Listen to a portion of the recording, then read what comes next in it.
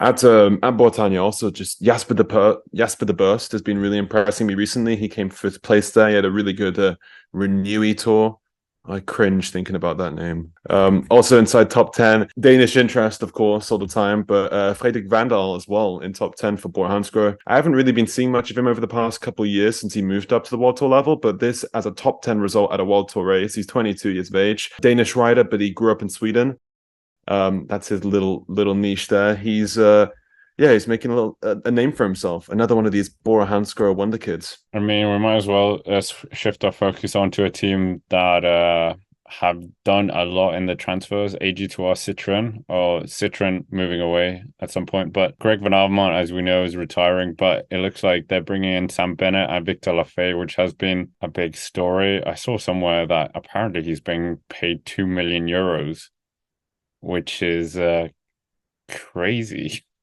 I remember Roglic was in 2 million euros not that long ago. Only a French World Tour team would pay 2 million euros for a for a guy who's won one Tour de France stage. Um, but yeah, so during and before the Tour de France, it was suspected that LaFay was moving to Ineos. However, by the end of the Tour de France, well, he had loads of teams interested in him on the World Tour level, but it seemed like he was comfortable to be staying at Cofidis, who were going to give him more money for him to stay. However, at the last minute, Cofidis were outbid by AG2R Citroën. So now it looks as though Victor LaFay is moving over to AG2R Citroën. As shallow as it sounds like it was all a money move. Understandable, and his stock value exploded after the Tour de France. Understandable after what was a really strong opening week, and yeah, it looks like LaFay's heading over. That'll be cool though. He'll be there with Cosnefroy and and Aurelien Palipentra.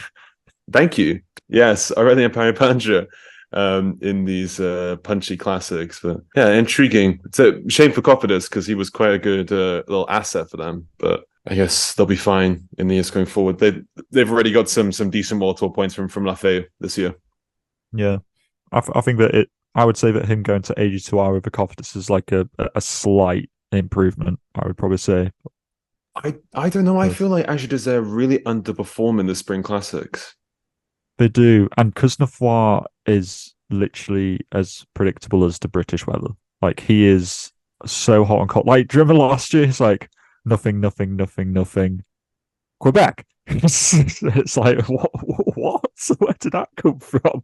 Like that's why I was like, Cosnefroy is going to come last or first in the Britannia Classic today, and I think he came 28th. So wherever, but yeah, I think like I don't know if LaFay. I just add like another element, but I do consider him and Kuznetsov to be quite similar-esque riders. They fulfill a lot of similar qualities. So I don't know whether AG2R have got fed up of Kuznetsov's inconsistency, and they're just like, well, you know what, he'll be the man when he's on a really flying day, and then we've got LaFay there as like as our backup as well.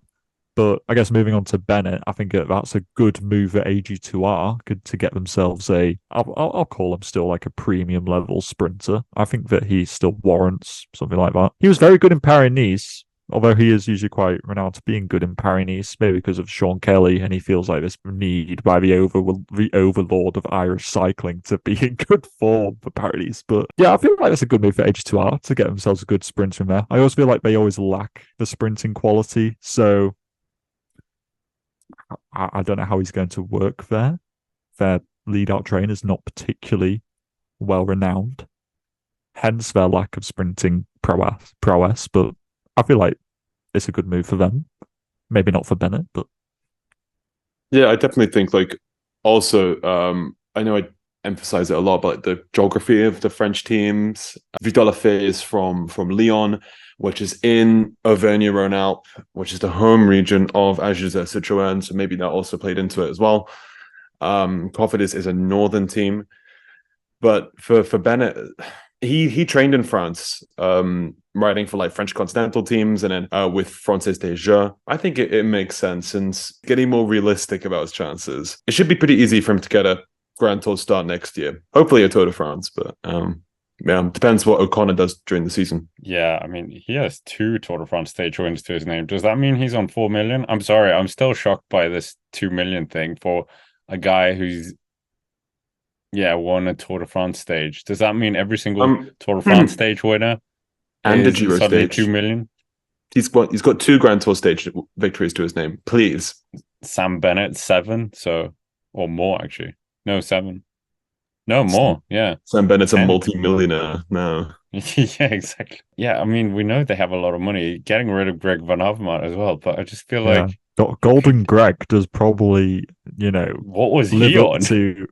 I don't know, but you can bet that guy was probably on some hefty, mentorship funding. Like the guy's like probably Yoda to the peloton. Like he's pretty invaluable. And also his buddies as well, like Michael Scher and Hayes van Hoeke, that they also came across with Van Avermaet. So now I think they're all like leaving, or they have already left.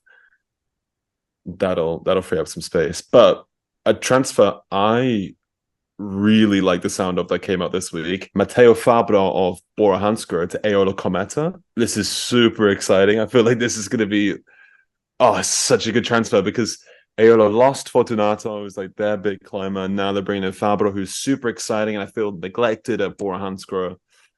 Yeah, this should be a good one. They need to sign Aliotti as well, because that him and Fabro in like this holy matrimony of Bora neglect, I think will really spur on Aolo to success. Here Bring you go. in Matt Walls as well, and you've Oh gosh, Yeah. you've got it all sorted.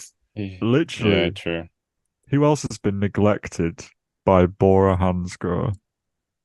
I don't even know. Higuita. Yeah. Who did Bora sprint for Higuita next year? neglected himself. That's kind of true. Bora don't have a sprinter for next year. Like I've got Van Poppel and Welsford. Oh, to be fair, those are sprinters. But nah, you can't be thinking like, I know Welsford like won a stage of Renui Tour, but Champs-Élysées sprint winner Jordi Meus. oh gosh, yeah, I forgot. Oh, yeah, true. Has he been signed for next year? Yeah, I think he penned the contract for next year. Oh yeah, he does. Yeah, okay, Ralph. Forget what I said. Because apparently they do have a sprinter.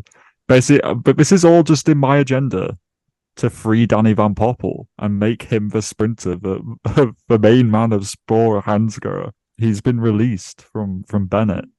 Give the man some freedom, please. I mean, he was so young when he started the tour, so everyone was thinking he was going to be the next big thing, but alas. It didn't help as well that he was like Sean Kelly's protege. Like he grew up in the same place that Sean Kelly grew up, and there was all this expectation because he was like the first real Irish sprinter since Sean Kelly, and he started winning super young. But it should be intriguing to see what happens now that he's maybe taken a step down. But I really liked the idea of. I was talking about Danny Van Poppel. I don't know who you're talking about.